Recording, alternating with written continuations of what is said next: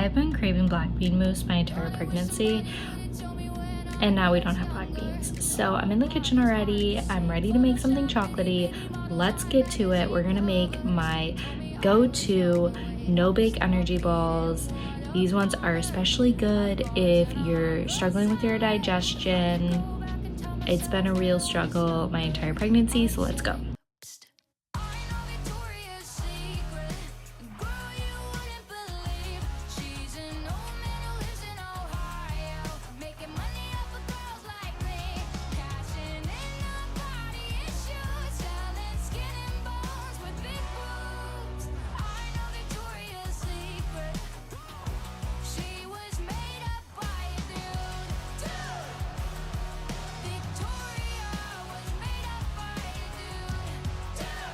I've been craving black bean mousse my entire pregnancy, and now we don't